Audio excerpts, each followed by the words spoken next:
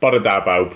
Mae'r tywydd yn ddiflas, ond mae'n braf i'ch croesawu chi yn enw'r arglwydd Iesu Grist i'n hoedfa ni unwaith eto. Falle bod y tywydd yn adlewyrchu eich teimladau chi ar hyn o bryd. Mae wedi bod yn wythnos etholiadol, falle bod chi wedi cael eich siomi, falle bod chi wrth eich bodd efo y canlyniadau, ond mae Caerdydd yn dweud wrthyn ni fod yn teyrnasu. Beth bynnag sydd yn digwydd y myd gwleidyddiaeth, y byd yr arglwydd sydd wrth y lliw. A mae'r gair hefyd yn ein hannog ni i weddio dros ein arweinwyr, i weddio dros yr rhai sydd mewn awdurdod. A felly dyna ni'n mynd i wneud nawr. Ni'n mynd i droi ac ymddiried yn hunan i'r arglwydd, brenin y bydysawd, a ni'n mynd i gyflwyno iddo fe y rheini sydd newydd gael ei hethol, a gweddio bydd yn gweithio'n rymus ymddyn nhw a trwyddyn nhw. Felly nawn ni weddio nawr gyda'n gilydd. I arglwydd ein Duw, ni'n diolch i ti, mae ti sydd Dduw. Ti yn unig sydd yn rheoli dros y cwbl. Ti yw'r pen llywydd. Ag o arglwydd, mae hynny yn rhoi'r fath gysur i ni pan mae pethau falle ddim yn troi allan fel i ni di gobeithio. Pan ni'n cael yn siomi arglwydd, ni'n diolch dy fod ti yn teyrnasu. Ag bydd dy gynlluniau di yn cael ei gwireddu. Ac o arglwydd ni'n diolch hefyd ein bod ni yn gallu cyflwyno materion ein dydd ni i ti. Ni'n gweddio nawr dros y rheini yma yng Nghymru ac yn Lloegr ac yn yr Alban sydd wedi cael ei hethol i swyddogaethau ac i fod ag awdurdod yn awr. Ac arglwydd ni'n gweddio yn dy ras di, yn neud i fod ar waith, neud i droi calonau y rai hynny a ta ti dy hun ac yn neud i ei defnyddio nhw. Pob un, lle bynnag maen nhw'n gwasanaethu, beth bynnag yw eu cyfroldebau nhw o arglwydd, defnyddio nhw daioni, mwyn sicrhau cyfiawnder, os gwelid i fod yn dda. Ond arglwydd i ni ddim yn dibynnu mewn meidrolion, na mewn unrhyw llywodraeth, na system gwleidyddol. Arglwydd ni'n ymddiried yn o ti. Ac ni'n dod unwaith eto nawr o flaen di y bore yma i thaddoli di, i barygu dy enw di, ac arglwydd i dy fwynhau di, i ddod i fewn i dy oleuni di arglwydd, ac i dderbyn bywyd trwy o ti. Arglwydd, bydd gyda ni felly nawr, y tawelan meddyliau ni, rhag pob dim arall, a gad i ni glywed dy lais di'n siarad yn glir i ni unwaith yn ragor. A mynd bod ni'n gofyn yn enw ac yn heiddiant yr arglwydd Iesu Grist. Amen. Amen. Wel, nawn ni barhau i addoli ein Duw ni trwy ganu gyda'n gilydd.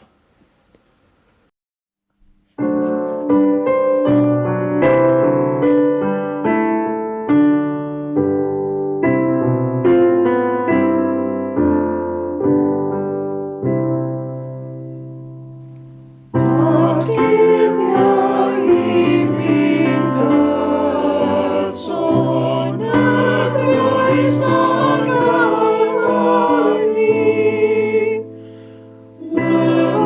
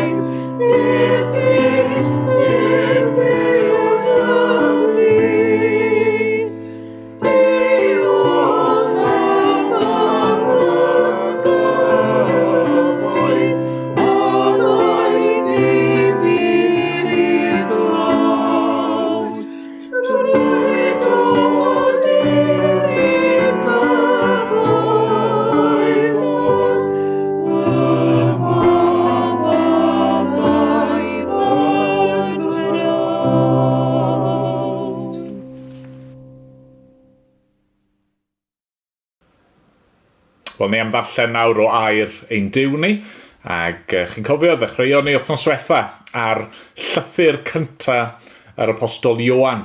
Ac ni'n mynd i barhau nawr i ddarllen, na ni ddarllen y bennod gyntaf i gyd eto, ond fyddwn ni'n canolbwyntio ar adnodau 5 i 10.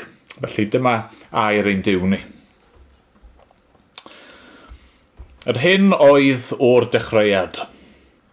Yr hyn yr ydym wedi ei glywed. Yr hyn yr ydym wedi ei weld a'n llygaid.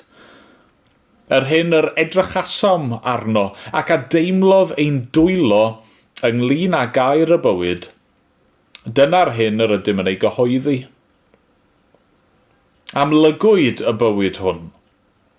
Ac yr ydym wedi gweld, ac yr ydym yn tystiolaethu ac yn cyhoeddi i chwi y bywyd tragwyddol a oedd gyda'r tad ac a amlygwyd i ni. Yr hyn yr ydym wedi ei weld a'i glywed, yr ydym yn ei gyhoeddi i chwi hefyd, mwyn i chwithau gael cymundeb â ni. Ac yn wir, y mae ein cymundeb ni gyda'r tad, a chydau fab ef Iesu Grist. Ac yn ydym ni'n ysgrifennu hyn mwyn i'n llawenydd fod yn gyflawn.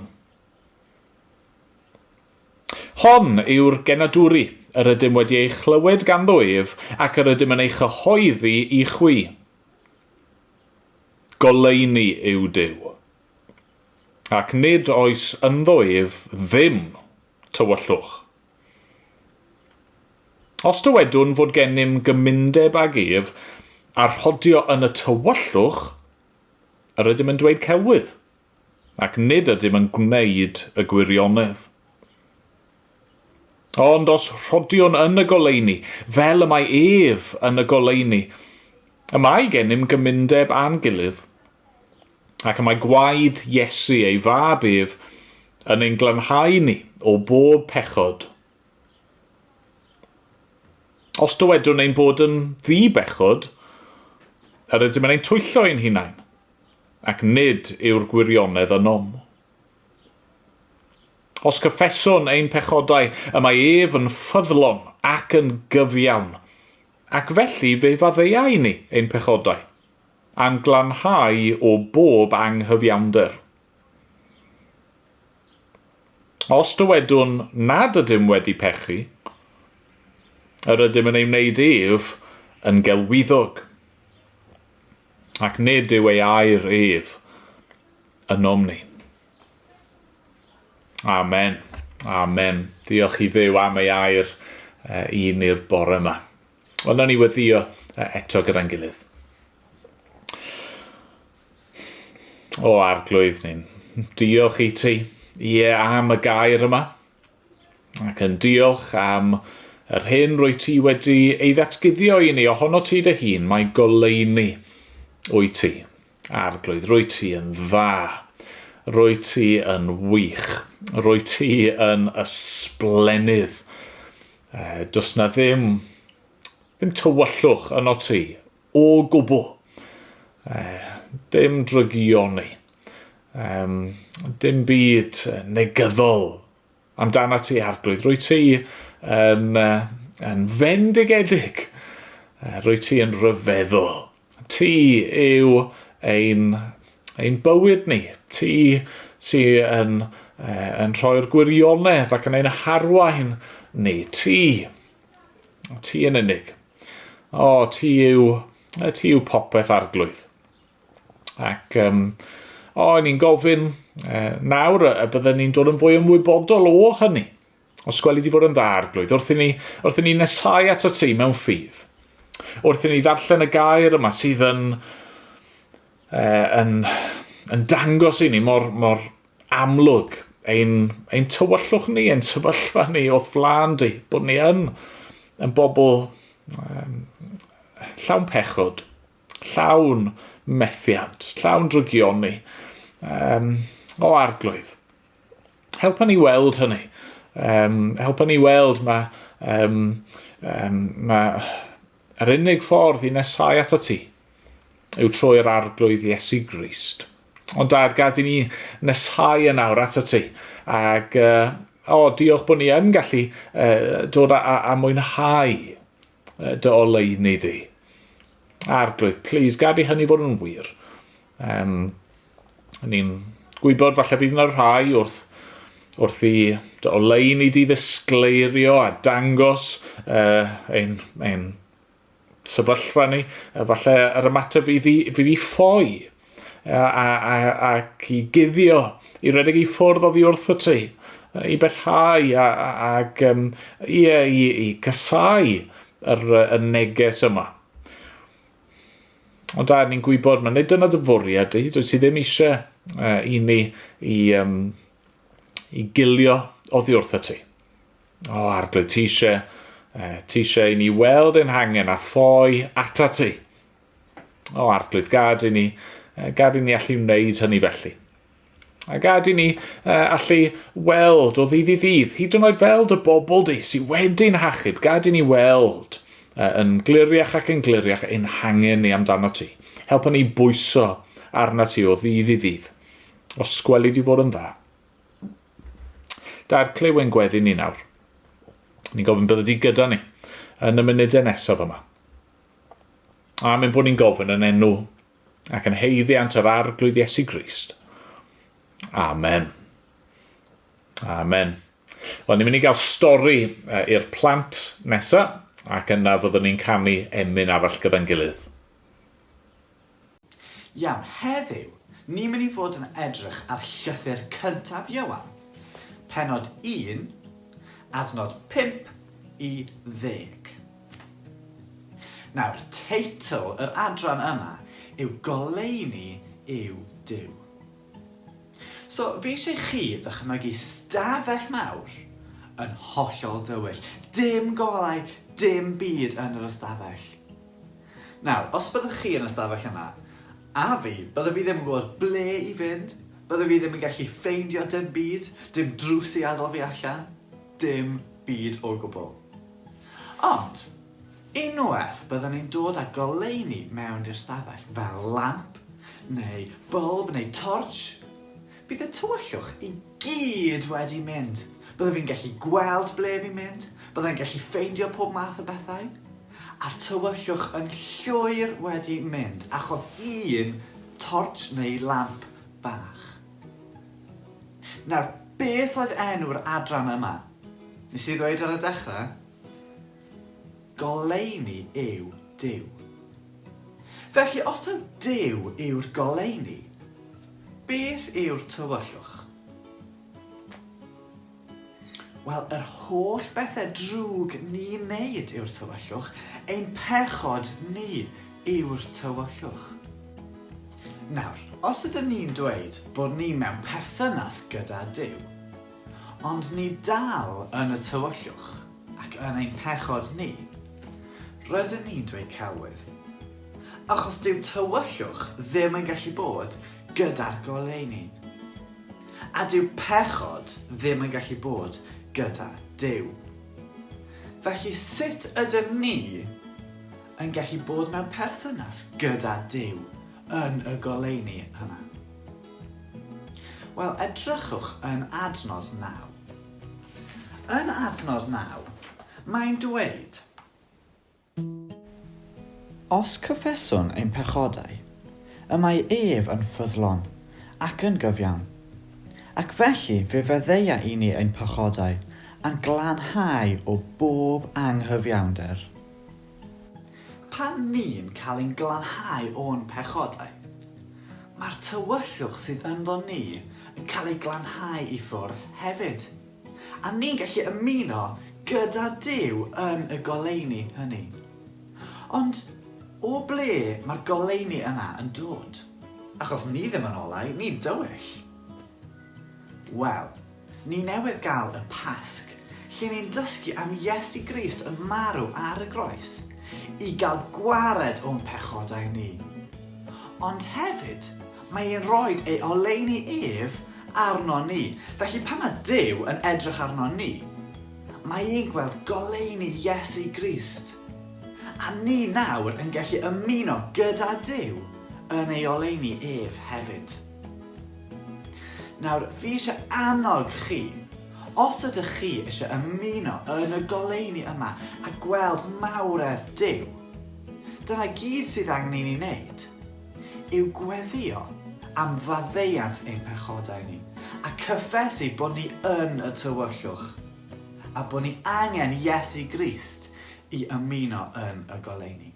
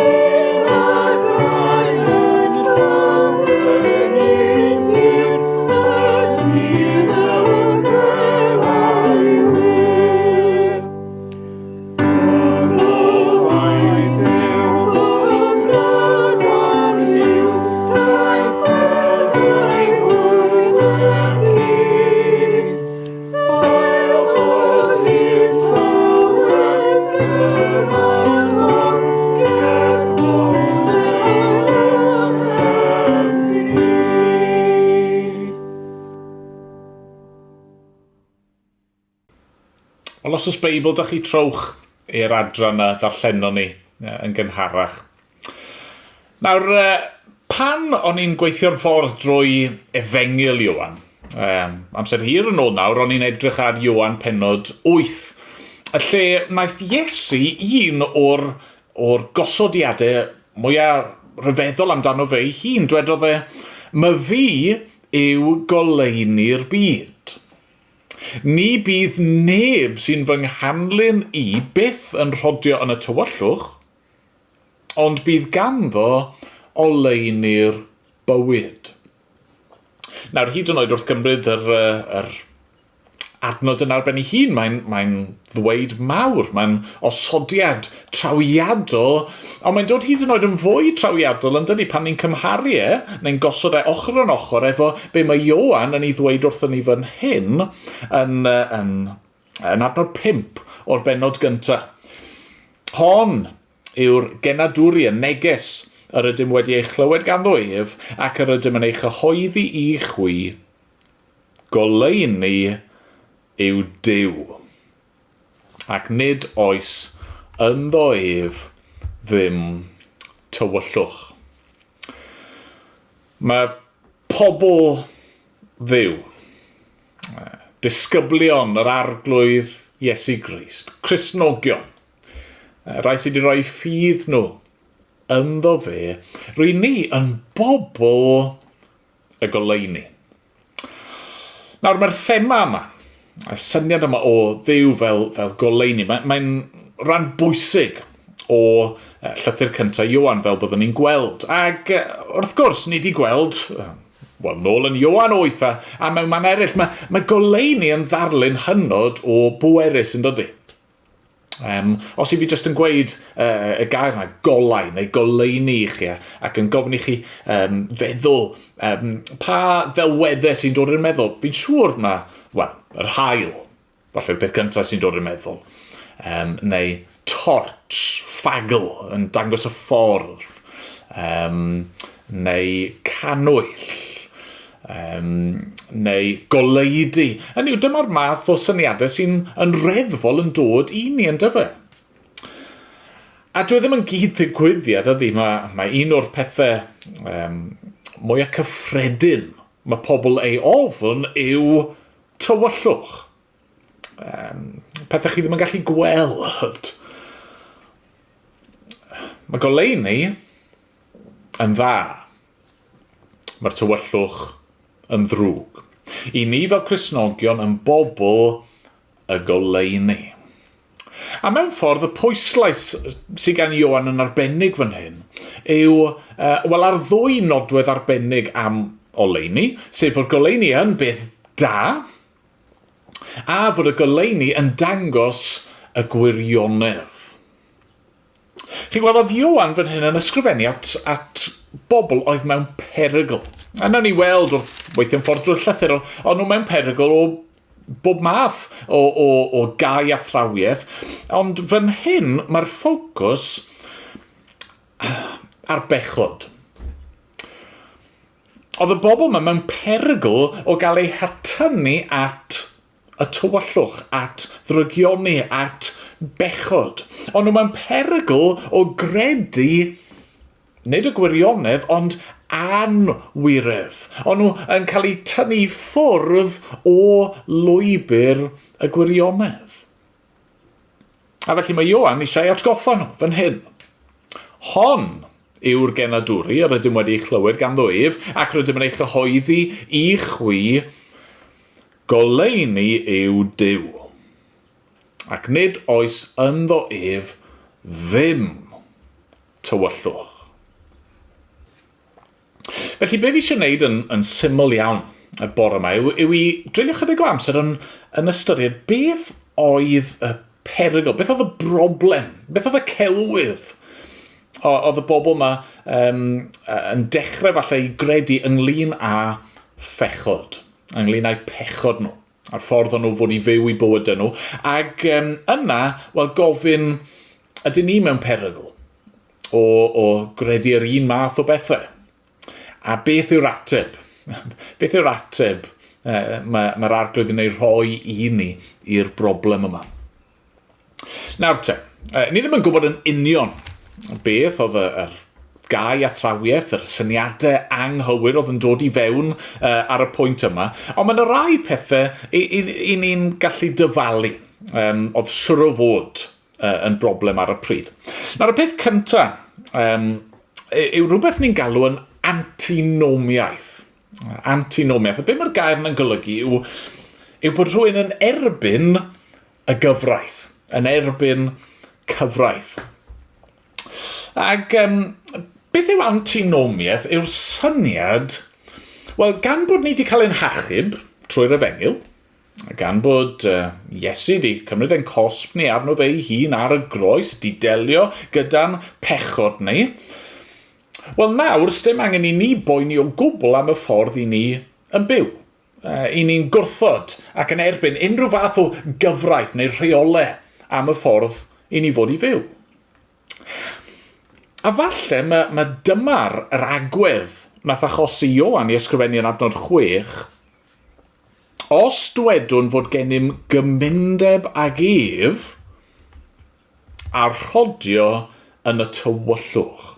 Hynny oedd y bobl oedd yn dweud bod ganddyn nhw gymundeb a Duw, perthynas a Duw, rhan yn yr arglwydd, y goleuni, ac eto ar yr un pryd, roedden nhw yn rhodio'n cerdded yn y tywyllwch. Ond nhw'n dweud bod nhw'n dilyn yr arglwydd Iesu Grist, ond oedd eu bywyd nhw yn edrych yn wahanol iawn i beth byddwch chi wedi ddisgwyl.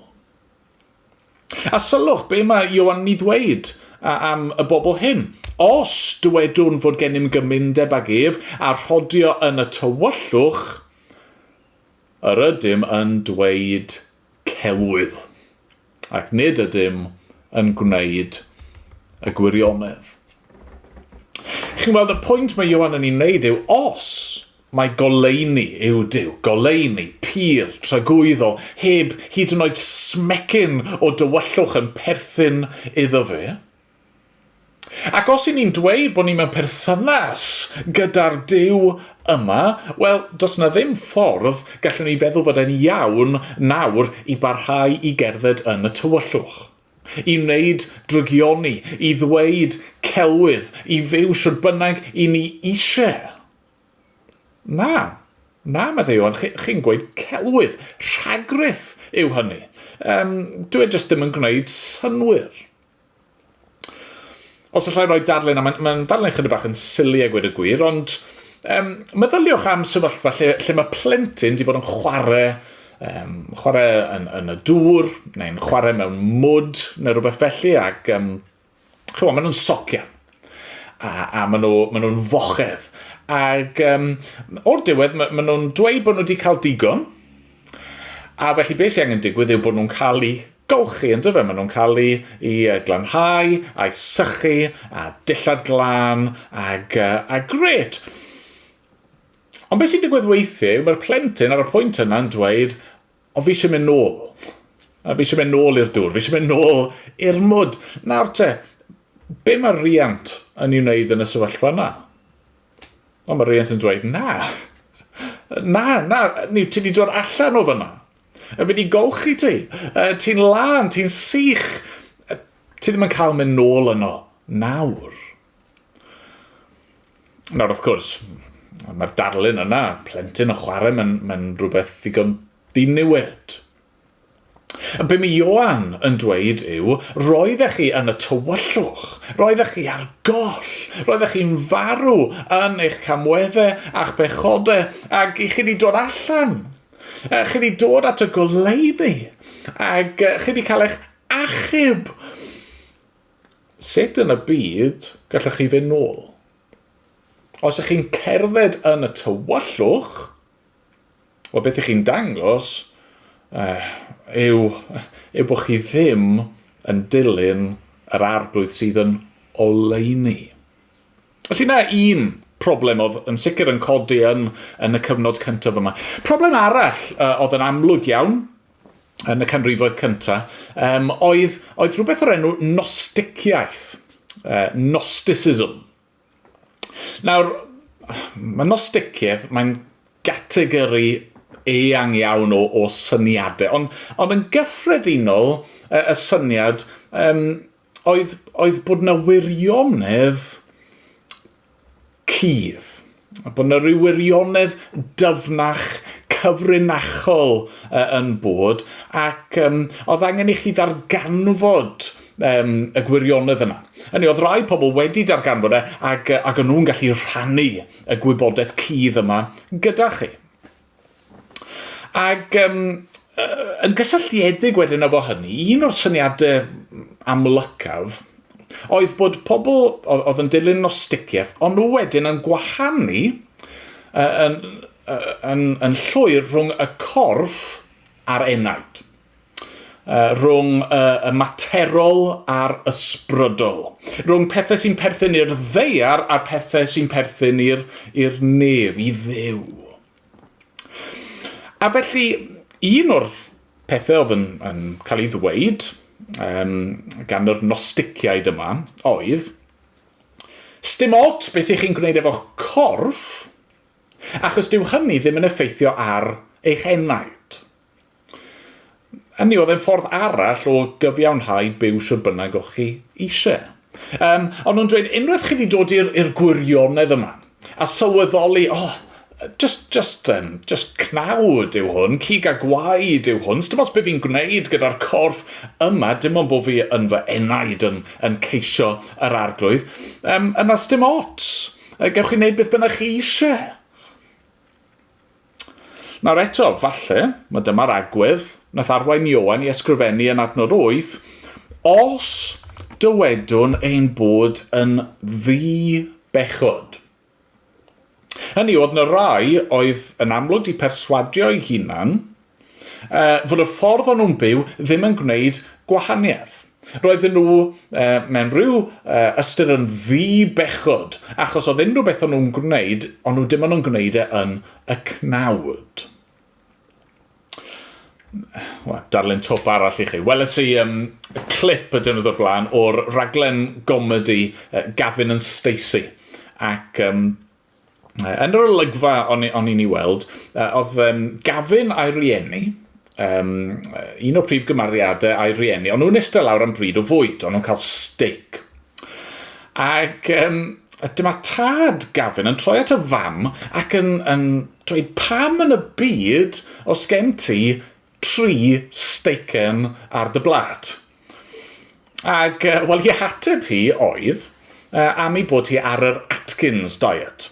A felly, oedd ddim wir 3 steiken ganddi hi. 1 steiken oedd ganddi hi, ond oedd y steic arall yn cymryd lle'r chips, ac oedd y trydydd steic yn cymryd lle y peas. Nawr, wrth gwrs, mae'n fwy doniol pan chi'n gweld ddim fi'n trial esbonio fe. Ond y reswm pam mae'n ddoniol yw oherwydd fod y fam yna yn siarad, dwlu.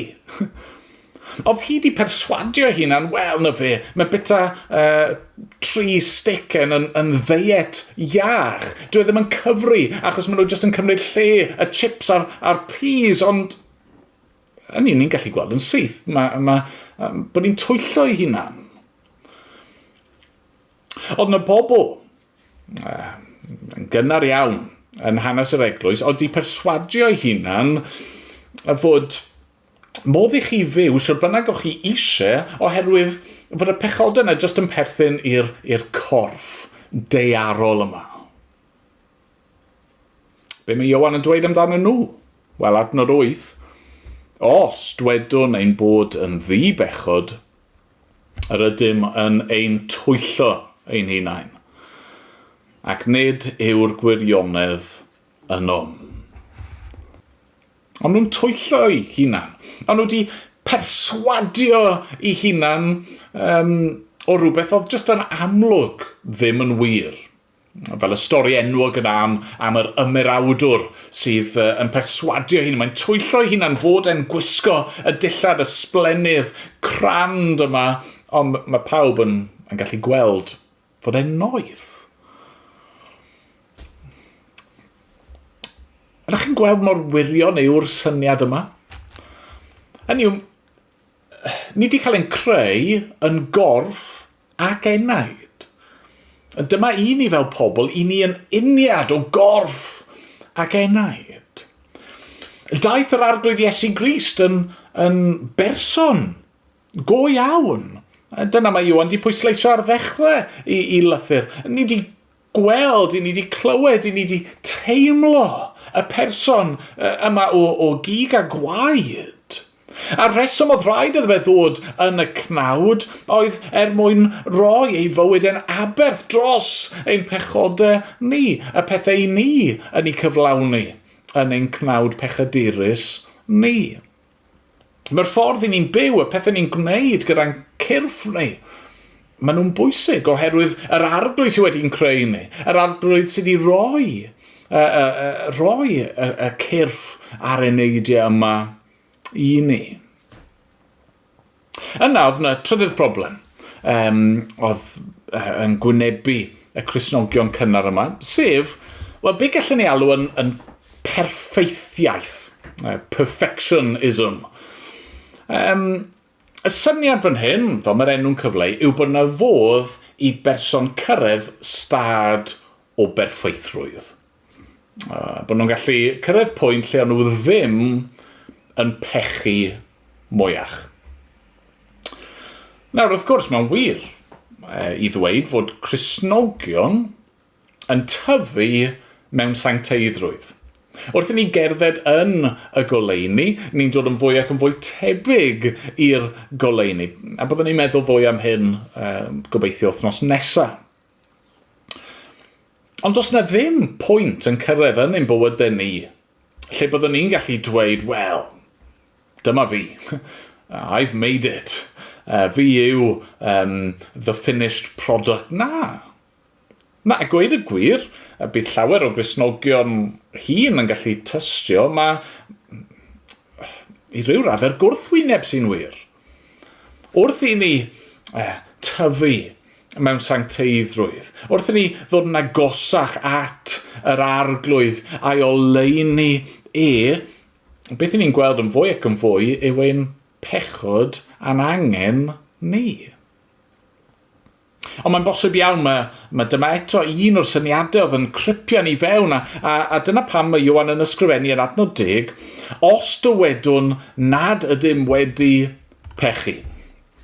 Hynny yw, os i ni yn dweud bod ni wedi cyrraedd y pwynt lle fi ddim wedi pechu, wel, beth sy'n wir am y person yna? Adnod 10, os dwedwn nad ydym wedi pechu, rydym yn ei wneud hynny yw Duw, yn gelwyddog. Ac nid yw ei air ynom ni. Hynny yw, mae'r arglwydd wedi gwneud yn hollol glir yn ei air, bod ni yn bechaduriad, sydd yn gallu cael ein hachub a'n trawsnewid ac yn gallu tyfu mewn sancteiddrwydd, mynd o ogoniant i ogoniant, ond fod y broses yna ddim yn mynd i ddod i ben nes fod yr arglwydd Iesu yn dychwelyd. Ac a byddwn ni'n cael ein trawsnewid i fod yn debyg iddo fe. Ac os i ni felly'n dweud bod ni rywsut wedi cyrraedd pwynt lle ni nawr yn berffaith, ni ddim di pechu, ni ddim angen yr arglwydd mwyach, wel, ni'n ei alw yn gelwyddog. Chi'n dadle gyda Duw. Nawr falle fod un o'r syniadau yna, y safbwyntiau yna, ni wedi cyffwrdd arnyn nhw, falle bod hynny yn eich disgrifio chi. Falle bod chi wedi bod yn dweud bod chi'n Gristion, ond yn byw siwr bynnag i chi eisiau. Falle bod chi wedi bod yn perswadio chi hunan. Wel, fi yn dilyn yr arglwydd, a sdim ots beth i fi'n gwneud efo fy nghorff i. Falle bod chi hyd yn oed wedi twyllo chi hunan a perswadio chi hunan bod chi nawr yn ddibechod. Bai pawb arall yw popeth wastad o hyd i chi yn ddifau, yn dydych chi. Ond falle bod chi yn twyllo chi hunan mewn rhyw ffordd arall. Falle bod chi y bore yma yn gwadu fod y fath beth a phechod. Chi'n dweud, wel, sa'n credu yn niw, a felly sa'n credu yn y peth yma ti'n galw'n bechod, sef byw mewn gwrthryfel yn erbyn y Duw yna. Falle bod chi wedi bod yn trio cyfiawnhau y ffordd i chi wedi bod yn byw. Falle bod chi wedi bod yn gwirdroi gair Duw, ond mae'r Beibl yn dweud fod y pethau hyn yn anghywir, bod nhw ddim yn iawn, ond oedd hynny'n perthyn i oes gwahanol, i ddiwylliant gwahanol. Dyw hwn ddim yn gymwys i ni. Ni ddim yn gorfod gwrando ag ymostwng i hyn heddi. Falle bod chi wedi bod yn trio lleddfu eich cydwybod chi trwy cymharu chi hunan gyda pobl eraill. O, sa'n bechadur ti wedi gweld fe? Sa'n berson drwg chi wedi gweld hi? Beth bynnag sydd wedi bod yn wir amdano ni, mae gair Duw fan hyn yn hollol glir yn dydy. Adnod 5 eto, hon yw'r genadwri, yr ydym wedi chlywed ganddo ef, ac rydym yn ei chyhoeddi i chwi, goleini yw Duw. Ac nid oes ynddo ef ddim tywyllwch. Os nag i ni'n derbyn yr hyn mae gair Duw yn ei ddweud amdano ni, sef bod ni yn bechaduriad, bod ni gyd yn ddieithriad wedi gwrthryfela yn erbyn Duw, bod ni ddim yn gallu achub ein hunan rhag ein pechod, bod yna ffordd o fyw sydd yn gywir a mae yna ffordd o fyw sydd yn anghywir a ni di methu cyrraedd safon perffaith yr arglwydd. Os y'n ni'n gwrthod hynny, yna ni'n dweud celwydd, ni'n twyllo'n hunan, a ni'n gwneud yr arglwydd yn gelwyddog. Yng ngoleuni Duw, y goleuni yma sydd wedi datguddio hunan i ni yn y mab yr arglwydd Iesu Grist. Beth ni'n gweld? Wel, ni'n gweld ein pechod ni. A ni'n gweld fod pechod yn ddifrifol. A ni'n gweld fod yna ddim ateb i'n pechod ni, ond fod y mab yn dod ac yn cymryd cnawd, yn dod yn debyg i ni ym mhob ffordd heblaw am ein pechod ni. Os nag ni'n gweld bod ni'n methu delio gyda'r broblem yma yn unerth yn hunan, yna ni'n dal yn y tywyllwch. Nawr te, sut felly i ni, pobl fel chi a fi, siwr i ni'n gallu cael cymundeb gyda'r Duw yma sydd yn oleuni. Y Duw yma sydd heb unrhyw dywyllwch yn perthyn iddo fe o gwbl. Wel, mae'r ateb yn cael ei roi ni mewn dwy ffordd yn dod i. Adnod 7. Os rhodiwn yn y goleuni, fel y mae ef yn y goleuni, mae gennym gymundeb a'n gilydd, ac mae gwaed Iesu ei fab ef yn ein glanhau ni o bob pechod. Ac yna adnod 9, os cyffeswn ein pechodau, mae ef yn ffyddlon ac yn gyfiawn, ac felly fe faddeuai ni ein pechodau, a'n glanhau o bob anghyfiawnder. Be sydd angen i ni wneud? Pa obeth sydd i bobl fel ni? Beth yw'r ateb i'r tywyllwch yma sydd yno ni? Wel, i ni angen goleuni Duw. I ni angen dod a ni angen rhoi'r gorau un celwydd ni, un hunan dwyll ni, un dadle yn erbyn yr arglwydd. Ni angen dod a'n pechod ni at y goleuni. I ni methu cuddio fe. Ni'n gallu cuddio fe oddi wrth bobl eraill. Ni'n methu cuddio fe oddi wrth yr arglwydd. Mae eisiau ni ddod felly a chyffesu ein pechodau. Ac wrth wneud hynny, wrth ymddiried yn yr arglwydd Iesu Grist, mae yn ein glanhau ni. Mae'n ein maddau ni. Mae eisiau ni ddod a derbyn ein sefyllfa, bod yn onest a rhodio yn y goleuni. A mae'r gair yn dweud fan hyn, os gnawn ni hynny, bydd gwaed yr arglwydd Iesu yn ein gwneud ni'n bir ac yn lan. Bydd yr arglwydd yn ffyddlon ac yn gyfiawn. Fydd e'n ffyddlon i'w addewid, bydd e'n gyfiawn, achos dyw e ddim yn anwybyddu pechod. Gallai ddim wneud hynny. Fe yw'r goleuni heb unrhyw dywyllwch ynddo fe, ond bydd e'n gyfiawn am i fod ein maddau ni ac yn gosod ein tywyllwch ni ar yr arglwydd Iesu Grist. Peidiwch redeg i ffwrdd o'r goleuni yma. Peidiwch ceisio cuddio na ffoi oddi wrth y goleuni yma. Dewch at y goleuni. Ac wrth gwrs, mae'n rhaid ni gofio fod Ioan yn hyn yn siarad yn gyntaf i gyd efo Cristnogion.